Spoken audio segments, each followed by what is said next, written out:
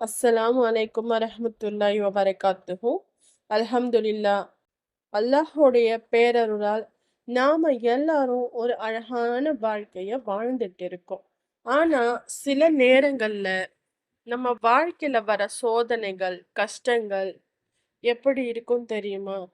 இந்த உலகத்துல வாழ்றத விட பேசாம செத்துடலாம் அப்படின்னு நினைக்கிற அளவுக்கு நம்ம மனசு உடைஞ்சு போயிடும். நம்மள சுத்தி இருக்கிறவங்க கைவிடும்போது, தீராத நோய்கள்ல நாம அவதிப்படும் போதும், அல்லது தாங்க முடியாத பண கஷ்டம், மன கஷ்டம் வரும்போதும், மரணமே வந்துடக்கூடாதான்னு நம்ம மனசு ரொம்ப ஏங்கும். அப்படி ஒரு இக்கட்டான சூழ்நிலையில, கடுமையான துன்பத்துல நீங்க இப்போ இருக்கீங்களா? அப்போ இந்த வீடியோ உங்களுக்கானது தான்.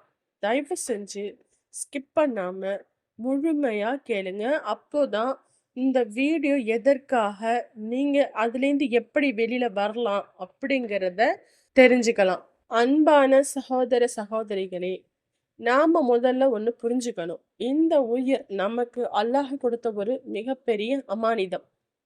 நமக்கு எவ்வளவு பெரிய கஷ்டம் வந்தாலும், நான் செத்தடலாம் அப்படின்னு வாயால சொல்றதையோ, அல்லது மரணத்தை விரும்பி துவா செய்றதையோ, இஸ்லாம் நமக்கு கடுமையா தடை செஞ்சிருக்கு. ஏன்னா, சோதனைகள் எல்லாமே தற்காலிகமானது தான். ஆனா, மனிதர்களாகிய நமக்கு சில நேரங்கள்ல அந்த வலியையும், வேதனையையும் தாங்கிக்கிற சக்தி இருக்காது. இனி என்னால முடியல, அல்லாஹ்ன்னு தோணுற அந்த இக்கட்டான நிமிஷத்துல நம்ம விரக்தி அடையக்கூடாது.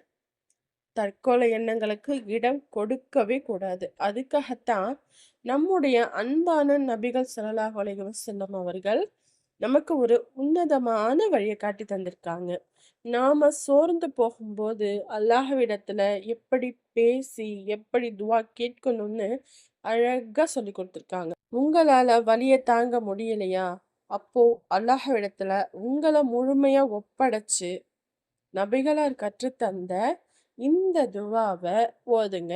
அல்லாஹும்ம அஹ்யீனி மகானத்தில் ஹயாத்து ஹைரன்லி வதவப்பனி இதா கானத்தில் வஃபாத்து ஹைரன்லி. இதோட அர்த்தம் என்ன தெரியுமா? இறைவா, வாழ்வது எனக்கு நல்லதாக இருந்தால் என்னை வாழச் செய். மரணம் எனக்கு நல்லதாக இருந்தால் என்னை மரணிக்கச் செய். இது புகாரியில 56, 71 மற்றும் இது புகாரியில 56, 71 மற்றும் 63, 51வது ஹதீஸாக பதிவு செய்யப்பட்டிருக்கு. பாருங்களேன், எவ்வளவு ஆழமான வார்த்தை. நமக்கு எது நல்லது, எது கெட்டதுன்னு நமக்கு தெரியாது. சில நேரங்கள்ல நாம இன்னும் கொஞ்ச நாள் வாழ்றது நமக்கு நன்மையா இருக்கலாம். அல்லது சில சோதனையான கட்டங்கள்ல மரணம் நமக்கு அமைதியை தரலாம். அத நாம முடிவு செய்யக்கூடாது. நமக்காக முடிவு செய்யற அதிகாரத்தை நம்ம படைத்த ரஹ்மானிடமே நாம ஒப்படைச்சிடுறோம்.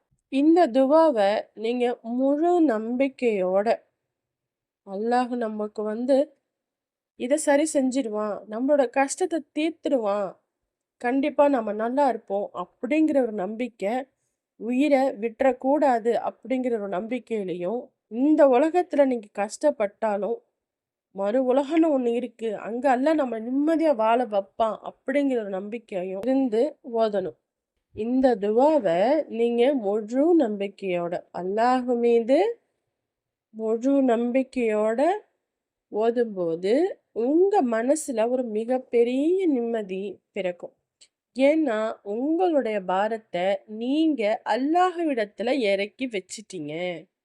யா அல்லாஹ், என்னால முடியல, நீயே பார்த்துக்கோன்னு ஒப்படைக்கும் போது அல்லாஹ் நமக்கு துணையாக நிற்கிறான். நல்லா கவனிக்கணும். நமக்கு அல்லாஹ் துணையா நிற்கிறான். அது ஒண்ணு மட்டும் மைண்ட்ல வைங்க.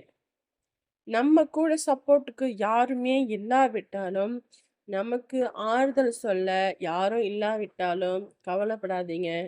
அல்லாஹ்வை சார்ந்து வாழ பழகிக்கோங்க. நீங்க அல்லாஹ்விடத்துல உங்கள ஒப்படைச்சு பாருங்க.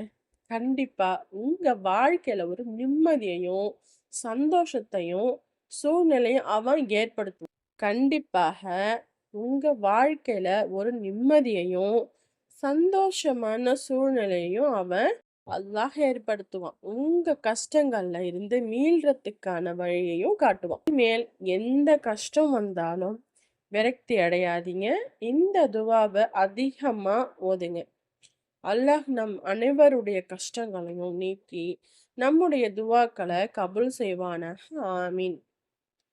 ஆமீன் சொல்லுங்க. ஆமீன்னு கமெண்ட்ல சொல்லுங்க. இந்த வீடியோ உங்களுக்கு ஒரு ஆறுதலா இருந்திருக்குன்னு நான் நம்புறேன்.